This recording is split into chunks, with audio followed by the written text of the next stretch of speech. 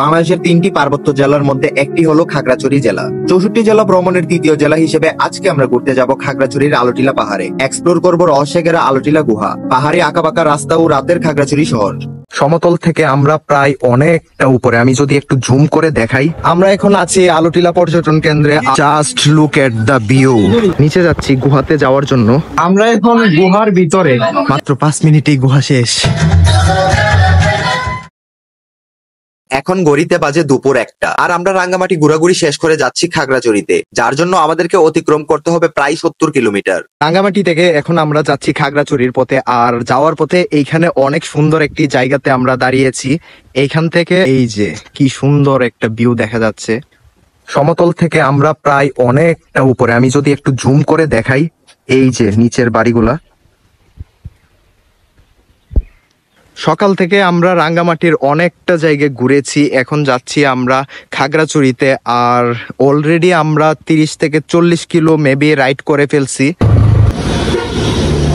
খাগড়াছড়ি শহরে ঢোকার আগে আমরা একটা রেস্টুরেন্টে ঢুকলাম লাঞ্চ করার জন্য। পেটে অনেক ক্ষুধা ছিল, তার চেয়ে বড় কথা হলো হোটেল খুঁজে বের করতে হবে। তারপর কয়েকটা হোটেল দেখে অরণ্যবিলাসে আমরা একটা রুম নিয়ে নেই। 1000 টাকার এই রুমে সবচাইতে ভালো দিক ছিল এর বারান্দাটা। আলোটিলা পাহাড়ে যাওয়ার পথের এই রাস্তাটা ছিল এক কথায় ভয়ঙ্কর সুন্দর। প্রকৃতির অপরূপ সৌন্দর্য উপভোগ করতে করতে আমরা চলে গেলাম আলোটিলা পর্যটন কেন্দ্রে। আমরা এখন আছি আলোটিলা পর্যটন কেন্দ্রে, আর এখানকার প্রবেশ মূল্য হচ্ছে জনপ্রতি 50 টাকা করে। Just look at the view. আমরা হচ্ছে ভিউ পয়েন্টটা থেকে চলে আসছি, এখন যাচ্ছি আলোটিলা গুহাতে। সো এই হচ্ছে অবস্থা, অনেকগুলা সিঁড়ি, নিচে নামতে হচ্ছে।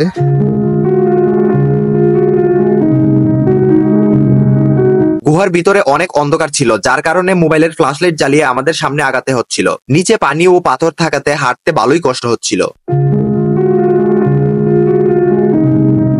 আমি ভাবছিলাম হয়তোবা গুহাটা অনেক বড় হবে, বাট মাত্র 5 মিনিটেই গুহা শেষ। কিন্তু পাথর আর পানির কারণে কিছুটা পিচ্ছিল ছিল, সেই জন্য হাঁটতে অনেক সমস্যা হচ্ছিল, জুতা হাতে নিয়ে হাঁটতে হয়েছে আর কি। আলোটিলা পাহাড়ে অনেকগুলো ভিউ পয়েন্ট রয়েছে, এক এক পাশ থেকে এক এক রকম সৌন্দর্য উপভোগ করা যায়। তারপর ফ্রিতে আমরা উপজাতিদের নৃত্য পরিবেশনা দেখতে গেলাম।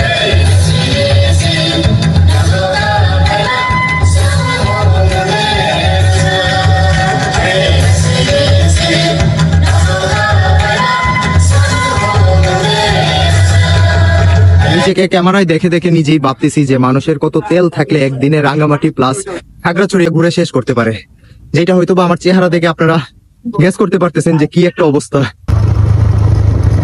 সন্ধ্যার আগেই আমরা শহরে ব্যাক করি, আর যেহেতু কাল সাজেকে যাব তাই বাইকটা একটু সার্ভিসিং করে নিলাম। 30 minutes later. সন্ধ্যার পর আমরা পুরো খাগড়াছড়ি শহরটা ঘুরে ঘুরে দেখি, আর এখন পেটকে শান্তি দেওয়ার পালা। নেক্সট ডোর সাজেকের রোমাঞ্চকর মুহূর্তের ব্লগ পেতে অবশ্যই পেজটিতে ফলো দিয়ে রাখুন এবং ইউটিউব চ্যানেলটি সাবস্ক্রাইব করুন।